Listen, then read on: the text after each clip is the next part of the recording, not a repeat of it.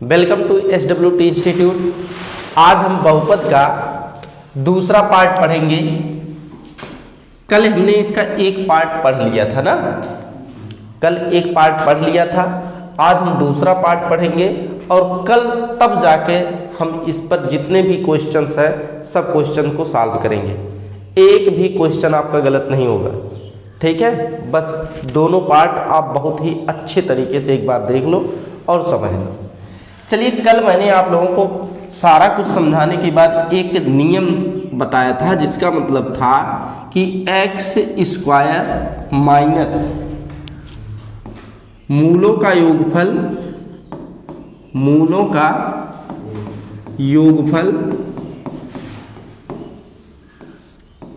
X plus मूलों का गुणनफल, यही पॉइंट तो बताया था, बराबर 0। यानी अगर हम इसको लिखें तो ऐसा भी लिख सकते हैं, x square minus alpha plus beta ना, x plus alpha into beta बराबर 0। ठीक है, यही चीज हमने आप लोगों को बताया था। कोई भी समीकरण हो, हम अगर उसके मूल हमें पता है तो हम फिर से उस समीकरण को इसी से ला सकते हैं। ठीक है, अगर हमें मूल पता है तो हम फिर से उसको इसी तरीके से ला सकते हैं। ठीक है, अब 3 महत्वपूर्ण बातें हमको समझना है।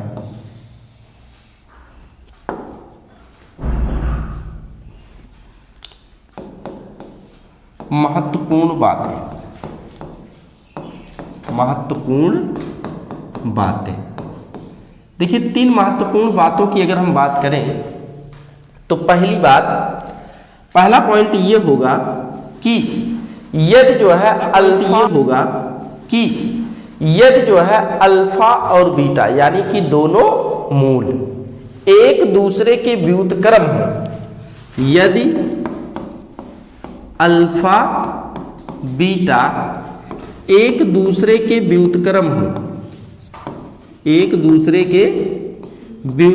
हो, तो जो है a बराबर c होता है। बात समझ में आई? हमने क्या कहा, यदि अल्फा बीटा एक दूसरे के व्युत्क्रम हो तो a बराबर c मिलता है। ठीक है जी। कैसे? जैसे अगर मैं मान लो कि अल्फा का मान मान लूं 2, ठीक, बीटा का मान मान लूं, इसका व्युत्क्रम क्या होगा?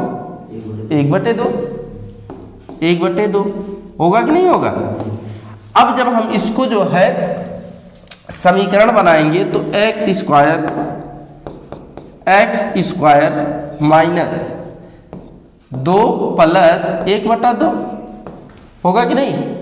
2 प्लस 1/2 और प्लस अल्फा इंटू बीटा यानी 2 इंटू 1/2 बराबर 0 है कि नहीं?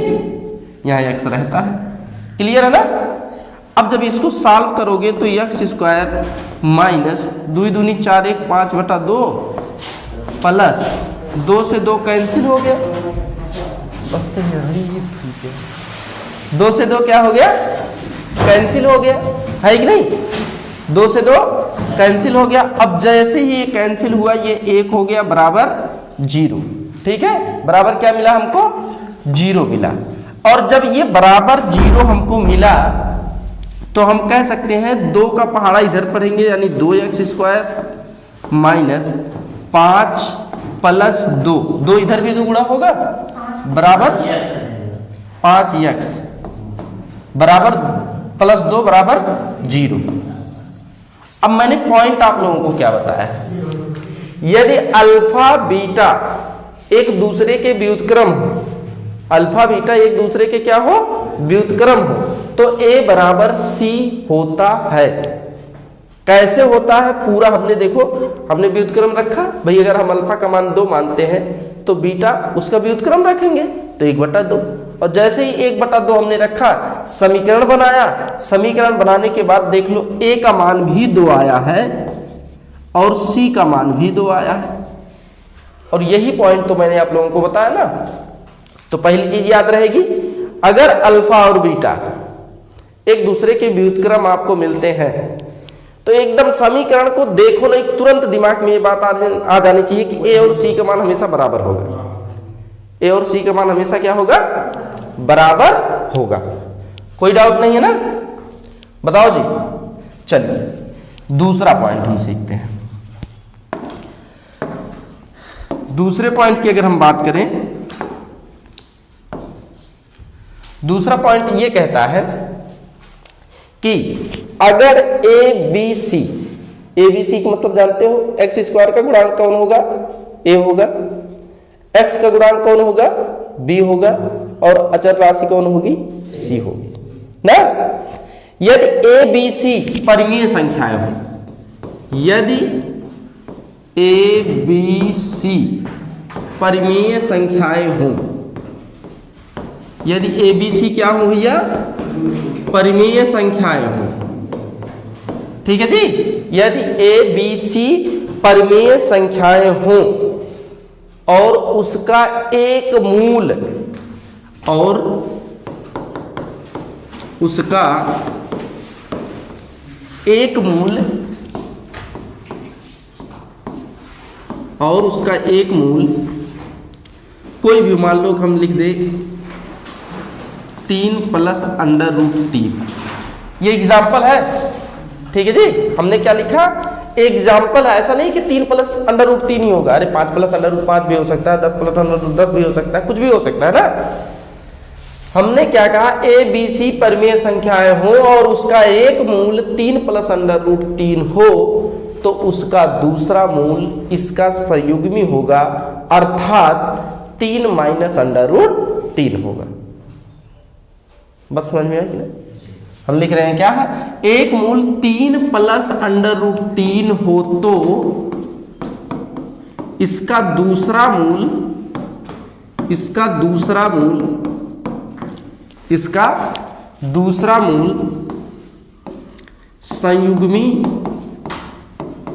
संयुग्मी अर्थात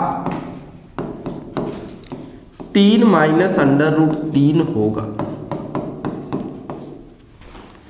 ये एकदम दिमाग में होना चाहिए, नहीं तो पेपर में आ जाएगा तो खोजते रह जाओगे कि अब बताओ हमें एक मूल तो पता है, दूसर का मूल हम कहाँ से लेके आए, और जब दूसर का मूल नहीं पाओगे तो सवाल छोड़ के चले जाओगे, जबकि होगा बहुत सरल।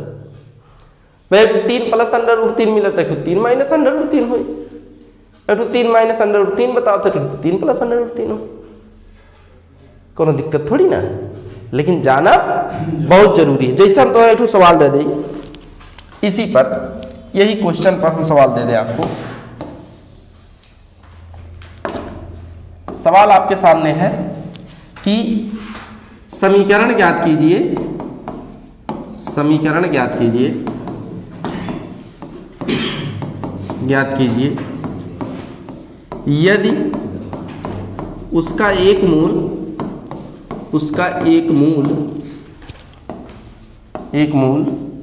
3 + √3 है। बस ऐसे ही मिल जाएगा। 4 समीकरण ऑप्शन में बना के दे दी। ठीक है, 4 समीकरण बना के दे देगा और चारों समीकरण में से आपको वो समीकरण खोजना होगा जो वास्तव में सही होगा, है कि नहीं? चारों में से वो खोजना होगा जो वास्तव में सही होगा। अब आपको बनाना है तो आप बहुत ही जल्दी बना सकते हो। कैसे? देखो ध्यान से भाई, आप तुरंत कहोगे कि भाई अल्फा का मान अगर 3 + √3 है तो बीटा का मान क्या हो जाए? 3 - √3। कोनो डाउट ना? अब फार्मूला है समीकरण बनावे के, x² - α + बीटा पर x प्लस α × बीटा = 0 ना। तो जब x² - अल्फा बीटा जोड़ोगे तो 3, जो देखो जोड़ने पर क्या होगा? ये वाला कट जाएगा ना, 3 3 6x हो जाएगा ना।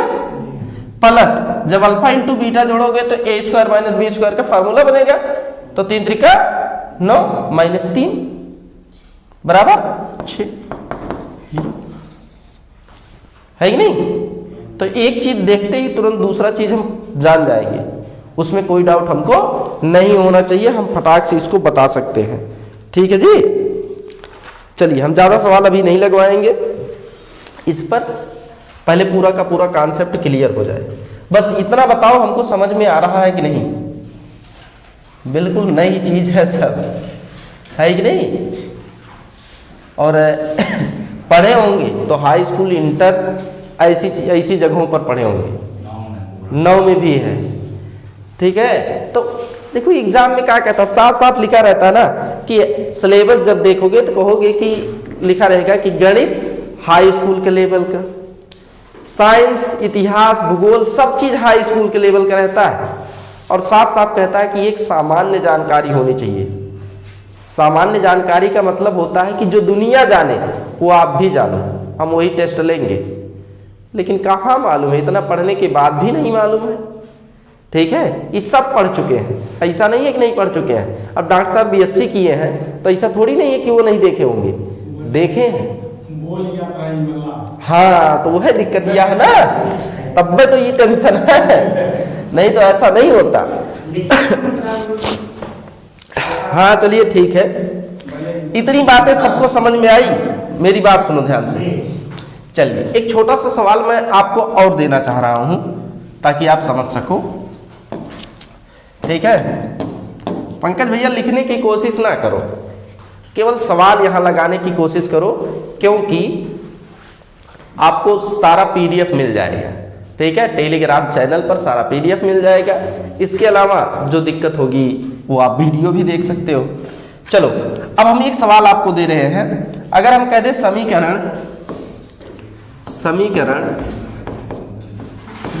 x² माइनस √3, क्या है? x² माइनस √3 बराबर 0, तो मूलों का गुणनफल होगा, मूलों का गुणनफल होगा। फटाक से आंसर हमको चाहिए, तुरंत के तुरंत, जल्द से जल्द बताओ। चलिए देखिए, अल्फा इंटू बीटा बराबर होता है, अल्फा इंटू बीटा बराबर होता है c/a। इसमें x² के गुणांक को हम a कहते हैं, x के गुणांक को हम b कहते हैं, अचर राशि को c कहते हैं। अब अचर राशि तो है, x² के गुणांक a भी है, लेकिन b के कोनो वैल्यू है ना, b की जरूरत भी नहीं है, यानी कि सीधा सीधा c के मान माइनस √3/a, एक मान 1 है ना, एक मान का है 1 है, आएगी माइनस √3। कवन मंत्र पढ़ रहे हमारे भैया, कोई मंत्र थोड़ी नहीं पढ़ना था, आप उसको ध्यान नहीं दिए, दिमाग में बैठा नहीं रहे हो। ठीक है, एडवांस मैथ वैसे भी कोई नहीं पढ़ता। चलिए अब कुछ हम अलग बातें करते हैं। ठीक, अगर कभी आपसे चतुर्थ घात पूछा जाए, घात के बारे में हम बात करते हैं, तो अभी हमने कल बताया था आपको, लेकिन एक बार फिर से बता देते हैं। देखिए, अगर हम कहें कि आपसे एक घात या इसी को हम रैखिक समीकरण भी कहते हैं, जो कि मैंने पहले पढ़ा चुका हूं, इसी को हम रैखिक समीकरण भी कहते हैं, है कि नहीं? चाहे एक घात कहा जाए या उसी को रैखिक समीकरण कहा जाए ना, हमने पढ़ा है। चलिए अगर हम इसके बारे में बात करें तो हम कह सकते हैं ax + b ना, ax + b। अगर हम आपसे कहें द्विघात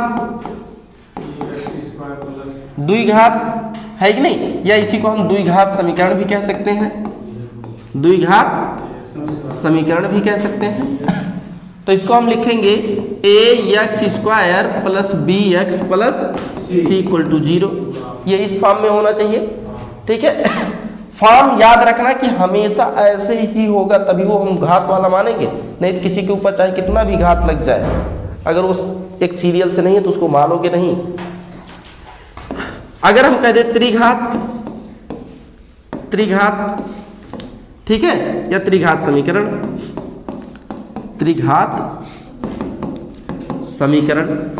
तो कहोगे a x square a x cube plus b x square plus C x plus d equal to 0। ठीक है, अगर यही चीज कहा जाए चतुर्थ घात समीकरण क्या होता है? चतुर्थ घात समीकरण क्या होता है? तो उसके लिए आप क्या कहोगे? ए एक्स की घात 4 प्लस बी एक्स की घात 3 plus C x square plus D x plus E equal to 0। इससे ऊपर कभी समीकरण देखने को भी नहीं मिलेगा। इससे ऊपर समीकरण देखने को हमको नहीं मिलेगा। इतना ही अगर कभी दिखा तो इतना ही दिखा। मैक्सिमम द्विघात समीकरण से ही सारे सवाल लगभग बना दिए जाते हैं और इतना ही पूछा जाता है, क्योंकि ये सामान्य जानकारी है, थोड़ा सा डीप जानकारी है। ठीक है, जो भी बच्चा पढ़ रहा है तो इसका मतलब उसे द्विघात समीकरण आता होगा, पक्का आता होगा। ऐसा नहीं है कि उसे नहीं आता होगा। क्लियर? चलिए अब अगला टॉपिक हम देखते हैं। घात भी समझ में आई। अब हम देखते हैं शेषफल प्रमेय।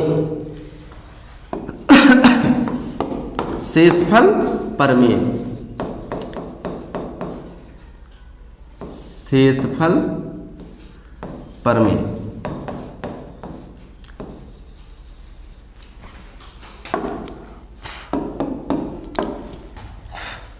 देखिए हमने कहा था पी एक्स, इसका मतलब क्या होता है जानते हो ना? पी एक्स क्या होता है?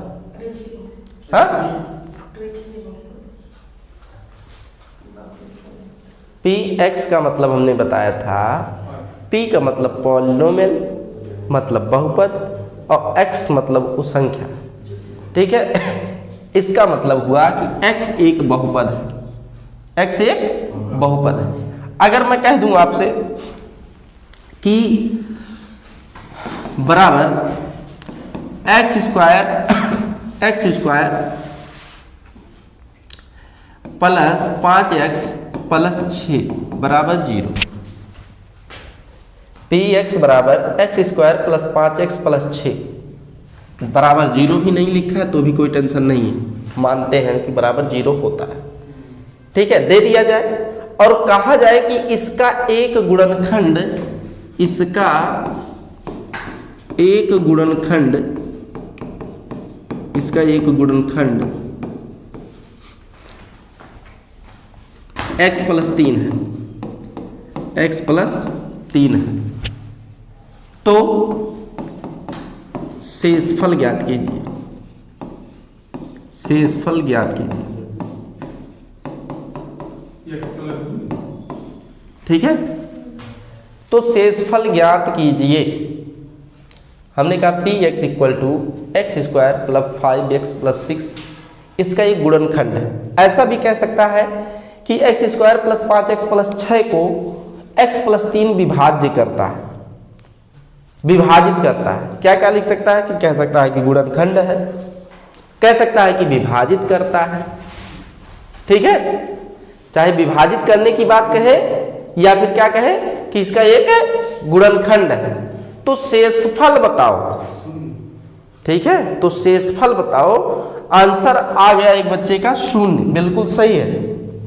देखिए आप सीधा सीधा जो गुणनखंड दिया रहेगा, जो गुणनखंड दिया रहेगा यानी x प्लस 3 बराबर 0 आप रखिएगा और x का मान यहां से -3, इस मान को आप इस समीकरण में रख लेना। जो बचेगा, अगर गिनती आएगा तो समझ लेना कि शेषफल इतना बचा, गिनती नहीं आया, 0 आया तो शेषफल कुछ नहीं। ठीक, तो शेषफल कुछ नहीं। अब मैं इसको पहले एक बार बता दे रहा हूं, फिर 3 पॉइंट वहां से बनेंगे। यह तो बड़ी टेंशन है भैया कि हर बात पे एक पॉइंट। ठीक, पहली चीज आप रखेंगे x बराबर 3, भाई x square plus 5x plus 6 बराबर, देखेंगे x के मान -3 का वर्ग प्लस 5 गुणे -3 ना प्लस 6, 3 त्रिका 9 पांतिया प्लस 6 बराबर कहा आ गया 9 6 15, 15 में से 15 गए 0। हुआ कि नहीं हुआ? बराबर क्या हुआ? 0। अब देखिए यहां से 3 बातें,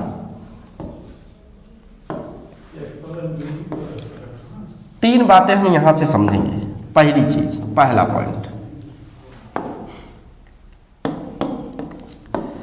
पॉइंट, यदि गुणनखंड का मान समीकरण में रखने पर मान 0 आए तो हम समझेंगे कि यह इस समीकरण का गुणनखंड होगा। ठीक है, एक क्वेश्चन ये भी पूछा जा सकता है कि भाई बताओ ये गुणनखंड होकर है कि ना गुणनखंड है। अगर इसका मान जैसे है कि नहीं, यानी हम कह सकते हैं गुणनखंड का मान, गुणनखंड से x का मान समीकरण में रखने पर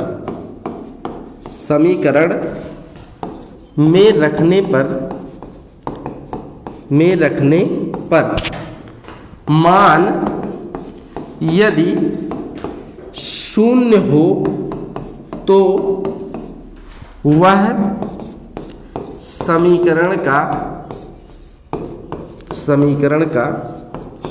गुणनखंड होगा।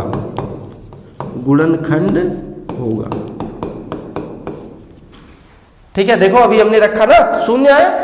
अब जब 0 आया तो हम एकदम कह सकते हैं कि x² + 5x + 6 का एक गुणनखंड x + 3 है।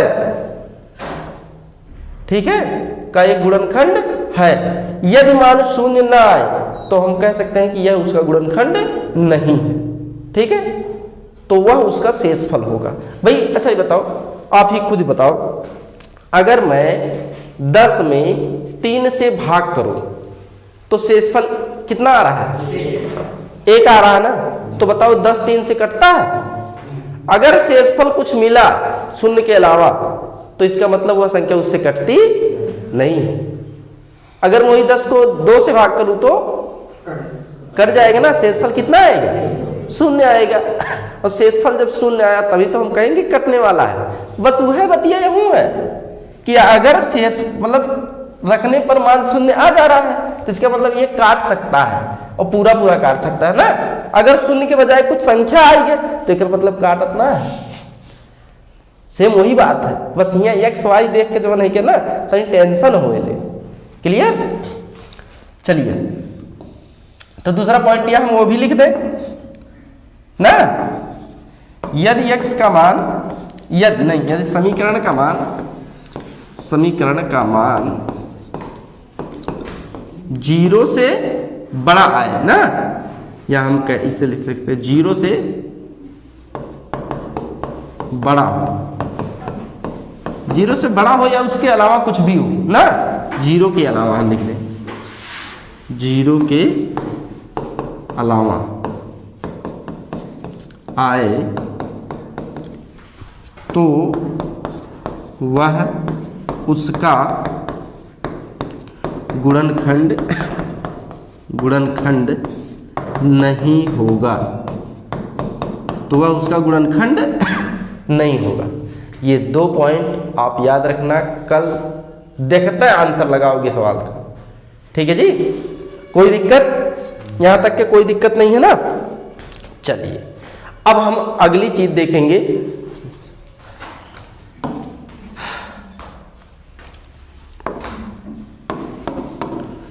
अगली चीज हम देखेंगे बहुपदों का HCF एंड LCM।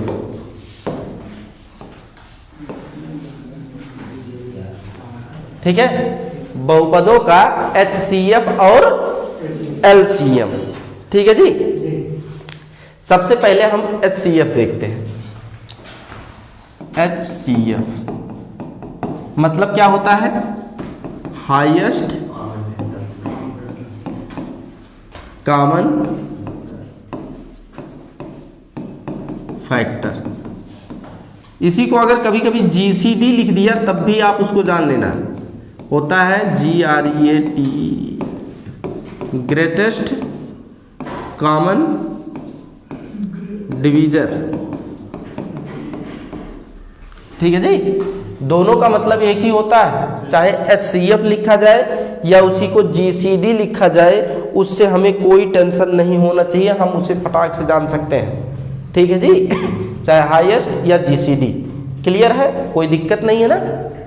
अब देखिए, मान लो कि हमारे पास 2 हो, ठीक है, हमारे पास 2, 3, 4 समीकरण है कि नहीं, 2 भी हो सकता है। वैसे जब भी देगा तो कम से कम 2, क्योंकि लासा या मासा एक में निकलता नहीं, कम से कम 2 होना चाहिए। 3 हो सकता है, 4 हो सकता है, 5 हो सकता है, 6 हो सकता है, लेकिन एक में कभी नहीं। अभी हम कह दें कि भाई 20 का लासा निकालो, कोई निकालेगा? हाँ, नहीं निकलेगा ना। अब हम कह दें कि 20 और 25 का लासा निकालो तो तुरंत आप बता दोगे, मासा निकालो तो तुरंत आप बता दोगे। यानी कम से कम 2 समीकरण तो होने ही चाहिए। 2 समीकरण क्या होने चाहिए। ठीक, तो हम अगर मान लो कि एक हो f(x1), ठीक, और दूसरा हो f(x2), ठीक है, एक हो f(x1) और एक हो दूसरा f(x2), मतलब इसका मतलब ये हुआ कि एक समीकरण यहां पर दिया होगा, एक समीकरण और दिया होगा ना, हम समीकरण नहीं लिख रहे हैं, ठीक, का महत्तम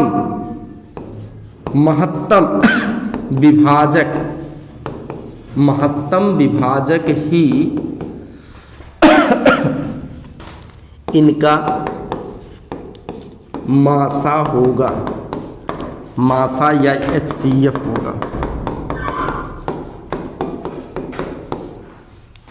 ठीक है, महत्तम विभाजक ही क्या होगा, इन दोनों का HCF होगा। क्लियर है, महत्तम विभाजक, ध्यान रहना, महत्तम विभाजक। ठीक है, कोई दिक्कत? अच्छा, अब यही चीज हम, अगला चीज हम सीखेंगे लासा। टेंशन मत लेना, अभी मैं सवाल दे रहा हूं तब पूरा क्लियर होगा।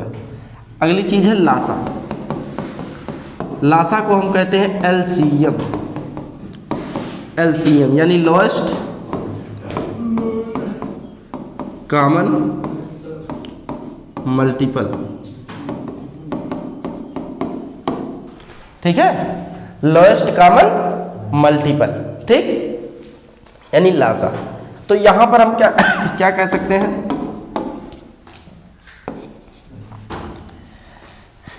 f(x1) अगर एक हो, ठीक, और एक हो f(x2), ठीक, f(x1) और f(x2), क्लियर। तो इनका लासा बनता है f(x1) इंटू f(x2). ये बात याद रखना। अब इसमें भी छोटा बनता है का छोटा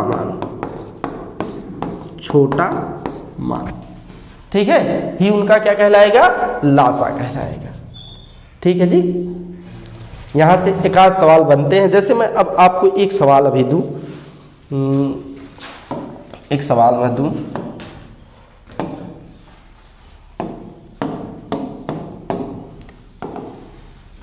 मैं कह दूं x-3 x+4 का होल स्क्वायर, x-3 और x+4 का होल स्क्वायर तथा x-3 का होल स्क्वायर नहीं, होल क्यूब है, होल क्यूब और x+4 का लघुत्तम समापवर्तक ज्ञात कीजिए। का लघुत्तम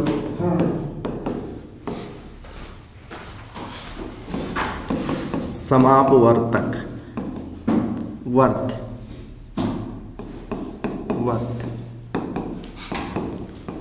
ज्ञात कीजिए। क्या ज्ञात कीजिए भैया, लघुत्तम समापवर्त ज्ञात कीजिए। किताबियों में कायदाए वर्तक लिख दिए थे, वर्त के बजाय। x-3 x+4 का होल स्क्वायर तथा x माइनस 3 का क्यूब x प्लस 4 का क्यूब, लघुत्तम है कि नहीं। क्या कह रहा है, लघुत्तम समापवर्त ज्ञात कीजिए। ये तो देखो एकदम सरल है, ये एकदम सरल है क्योंकि गुणनखंड दे दिया है, वो गुणनखंड दे दिया है तो आपको कुछ करने की जरूरत नहीं है। ठीक, मैंने कहा कि लासा कैसे निकाला, पहला और दूसरा जौन भी दिए हो 2 to 3 समीकरण, उनके आपस में गुणा करना ही समीकरण है कि नहीं, सबका आपस में क्या करना, गुणा करना। तो आप सीधा सीधा कह सकते हो कि इसका जो लासा होगा, देख लो ये हमारा x माइनस 3 है, ये x माइनस 3 के घात 3 है, तो मैक्सिमम घात लिख लिया। ठीक, और भाई आपस में छाट लो, इसका 2 है उसका 1 का है, तो x प्लस 4 का 2 हो गया लासा। ठीक है, लासा हो गया। अच्छा, इसी में अगर मैं मासा ज्ञात करने का कहता तो आप कहते कि x माइनस 3 सबसे छोटी घात और x प्लस 4 सबसे छोटी घात, इन दोनों का आपस में गुणा। ठीक है, हो सकता है कि x माइनस 3 x प्लस 4 ना करके इनका गुणा करके फिर आंसर दिया हो। ठीक है, लेकिन निकालने में कोई दिक्कत नहीं होगी ना। आकांक्षा बड़ी टेंशन वाली चीज है। तो अब आपका जो है, एक और चीज मैंने आप लोगों को पहले ही बता दिया है, यहां फिर दोहराने की जरूरत नहीं है। अगर मैं कहूं x घात n माइनस 1 घात n के सभी मानों के लिए ये किससे विभाजित होगा, याद है कि नहीं? चलो हम फिर से बता दें।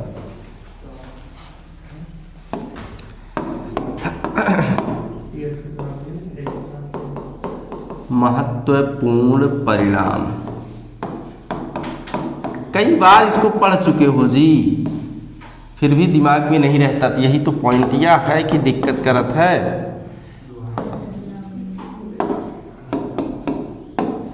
हम कह दें यदि x की घात n माइनस 1 की घात n सभी मानों के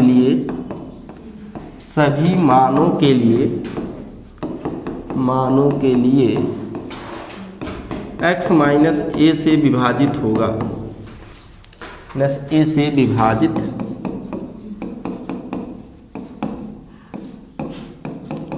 होगा। मतलब n का मान चाहे सम हो या n का मान विषम हो, वो x माइनस a से हमेशा विभाजित हो जाता, कोनो दिक्कत ना है। यही चीज जब अंक गणित में संख्या पद्धति पढ़ोगे, एडवांस मैथ है, तो जब वही अंक गणित में संख्या पद्धति पढ़ोगे तो मैं आपको वहां पर तब क्या समझाता हूं। अगर 5 की घात 4 माइनस 6 की घात 4, तो का तुरंत जान जाता है ना कि कैसे विभाजित हुई, तुरंत कह सकता था कि 5 माइनस 6, ये तो मतलब कि बड़ा कह दी, 8 कह दी, 8 की घात 4 माइनस 6 की घात 4, हम पूछे किससे विभाजित होगा, तो आप तुरंत बता देते हो कि जी सम हो या विषम हो, हमेशा जो है 8 माइनस 6 से विभाजित हुई, यानी कि 2 से विभाजित हुई। समझा? हम कितना बड़ा संख्या लिख दे, हम लिख दे 131 की घात 550 माइनस 100 की घात 550, हम पूछे किससे विभाजित होगा, तो तुरंत आप कहोगे भाई इनके अंतर से विभाजित हो जाता है, चाहे सम हो या 51 हम लिख दें, विषम कह दें, तब वो कहाँ है ऐसा होता है के, तो हम अंक गणित में बता चुका है कि भैया ये इसलिए ऐसा होता है कि जब आप एक्स स्क्वायर माइनस ए स्क्वायर करोगे तो इसका एक्स प्लस ए और 2x माइनस ए बनता है, और जब यही घटिया 3 करोगे तो x माइनस ए पहले निकलता है, यानी हर मैटर पर x माइनस ए होता है, हर जगह पर। इसलिए हम हमेशा के लिए कह सकते हैं कि घात कुछ भी हो किसी संख्या के, अगर बीच में माइनस है तो वह सभी मानों के लिए जो है हमेशा x माइनस ए ही विभाजित करेगा। तो यही पॉइंट है, याद करने वाली बात है कि नहीं। ये देखो कॉन्सेप्ट है, हम नहीं कहते कि आप इसको रट्टा मारो, लेकिन आपके दिमाग में होना चाहिए। नहीं होगा तो फिर वही है, पढ़े कोनो फायदा नहीं मिले। पढ़े कोनो फायदा न मिली। और जब जानत रहबा यहूँ जानते हैं, अंकों में जानते हैं, अभी आप SD यादव दो कम मैथ उठा लो तो यहाँ से आप पॉइंट चाहे याद रखो चाहे जहाँ से याद करो, ये एक सवाल चाहे वो बीज गणित के दे दे चाहे अंक गणित के दे दे, यक्को गलत न हो, है ना। और लासा मासा में यह सब चीजें काम करा थी कि देखता है आदमी जान जाएंगे, ठीक। यहाँ भी काम करेगा वहाँ भी काम करेगा, यानी 3-3 4-4 जगह ही काम करेगा। दूसरी चीज अगर मैं यही चीज कह दूं, यही चीज मैं कहूं तो याद होगा, यदि x घात n हो प्लस a की घात n हो, ठीक है, x घात n हो प्लस a की घात n हो, ठीक। तो एक सेकंड रुक जाओ।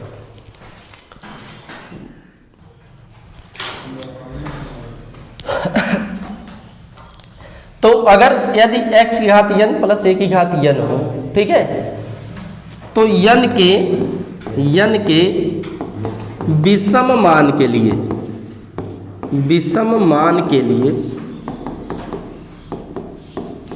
किस मान के लिए जी? विषम मान के लिए यह हमेशा x प्लस a से विभाजित होगा।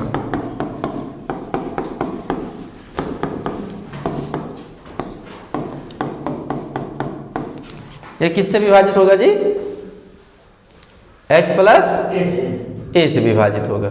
कोई डाउट नहीं है ना? चलिए अच्छा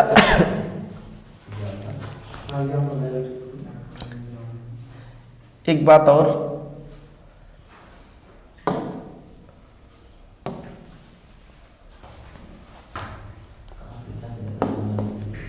यदि x घात n माइनस a की घात n, तो n के सममान के लिए यह x प्लस a से विभाजित होगा।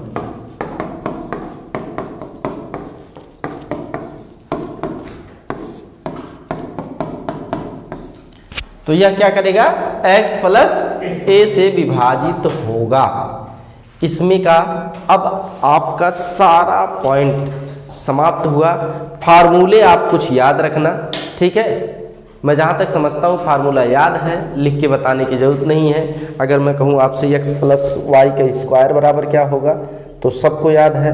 मैं कहूँ x माइनस वाई का स्क्वायर बराबर होल स्क्वायर बराबर क्या होगा, क्यूब बराबर क्या होगा, है कि नहीं? कोई दिक्कत नहीं है ना इसमें। अगर नहीं याद है तो थोड़ा सा आज घर पे जाके जो है पढ़ लेना, ठीक है। घर पर जाके पढ़ लेना। उसके बाद कम से कम कुल लगभग 13 फार्मूले हैं। 13 फार्मूला आप रट लेना। अगर आपको नहीं मिलेगा तो अभी मैं टेलीग्राम पे इसको जो है डाल दूंगा 13 फार्मूलों को, ठीक है जी। हाँ, इसको मैं डाल दूंगा, कोई दिक्कत नहीं होगी। क्लियर है? आप पूरा का पूरा देख सकते हो आसानी से, याद होना चाहिए। क्योंकि कल मैं डायरेक्ट जो है आपका लगभग 35 सवाल लगवाऊंगा। 35 के 35 आपको 1 घंटे में पूरा कवर करना पड़ेगा, ठीक है जी। चलिए।